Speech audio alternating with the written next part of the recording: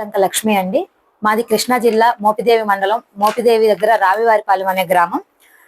గత నెలలో 10వ తరగతి పబ్లిక్ పరీక్షలు జరిగినప్పుడు 26వ తారీఖున ఫిజిక్స్ ఎగ్జామ్ రోజు మా పాప 10వ తరగతి ఎగ్జామ్ రాస్తుంది. అప్పుడు తుంగల మాధవి అనే ఇన్విజిలేటర్ గా వచ్చిన మేడం గారు 1 గంట తర్వాత బయటికి వెళ్ళి వచ్చి జ్ఞాన అంటే ఎవరు అని పేరు అడిగి మరి 14వ క్వశ్చన్ రాసావా అని మా పాప రాసిన ఆన్సర్లన్నీ కొట్టేపిచ్చారు. మళ్ళీ ఆవిడే నేను చెప్తాను అవి రాయి అంటే, కొట్టేయండి మేడం వెనకాల బుక్లెట్ లో రాస్తాను అంటే, కాదు నేను చెప్పింది రాయని కొట్టేయించి తప్పు ఆన్సర్లు రాయించారు. ఈ విషయమై నేను వెంటనే డిఓ గారికి కంప్లైంట్ పెట్టాను.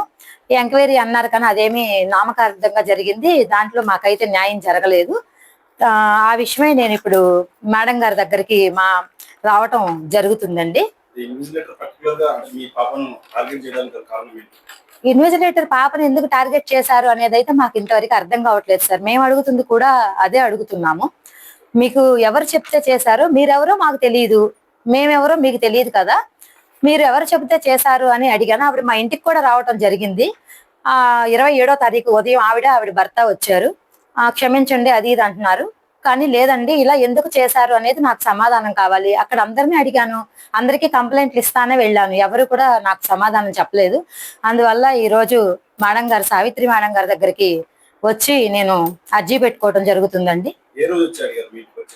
26 ఎగ్జామ్ జరిగింది, ఫిజిక్స్ ఎగ్జామ్. 27 ఉదయం 7:30, 8 గంటల ప్రాంతంలో తుంగల మాధవి ఆవిడ భర్త అశోక్ గారు రావటం జరిగింది.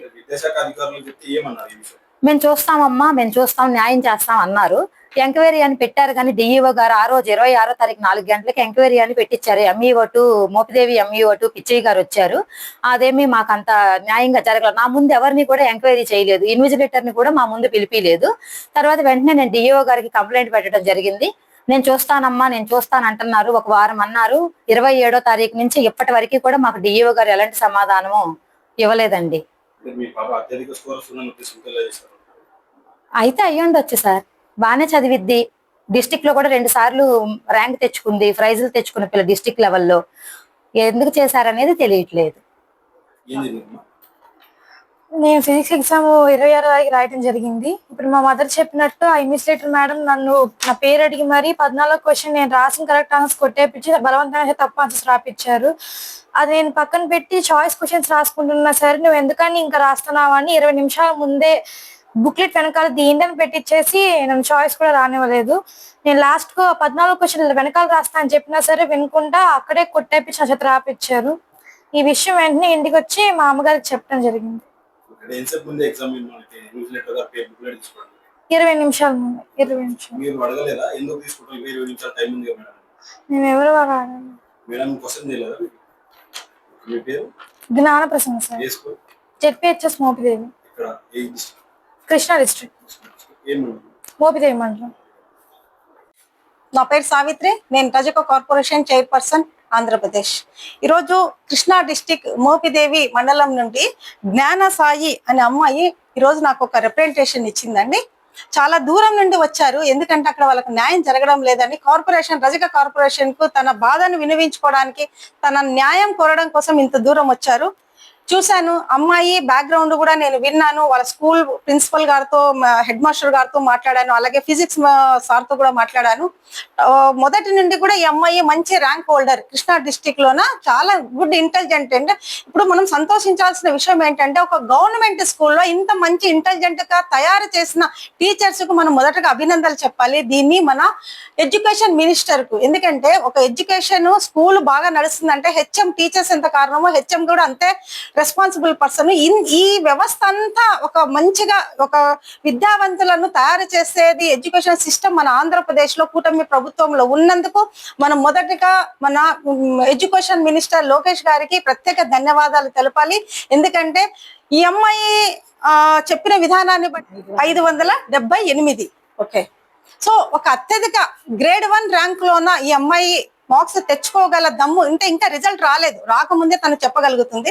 సో ఇలాంటి అమ్మాయికి ఒక్క క్వశ్చన్ మిస్ చేయడం వల్ల 4 మార్క్స్ పోతాయి అనేసి బాధపడుతుంది. అలాగే ఎక్స్ట్రా చాయిస్ క్వశ్చన్స్ రాయడానికి ఆ సమయం ఇవ్వలేదు అనేది కూడా ఆ అమ్మాయి చాలా బాధపడుతుంది.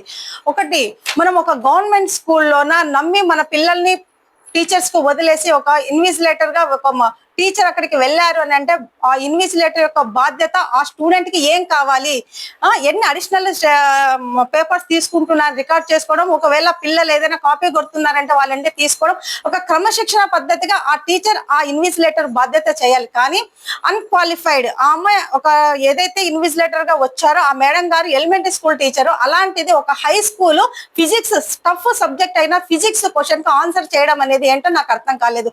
ఆ మేడం గారికి తెలియదు ఆమె ఏమైనా ఫిజిక్స్ ఎక్స్పర్టా? ఒకవేళ ఉన్న ఎలిమెంటరీ స్కూల్ ఇన్విజిలేటర్ గా ఉన్న వ్యక్తి ఏ స్టూడెంట్స్ ని డిస్టర్బ్ చేయకూడదు, ఏం రాస్తున్నావు ఎలా రాస్తున్నావు అని చేయకూడదు.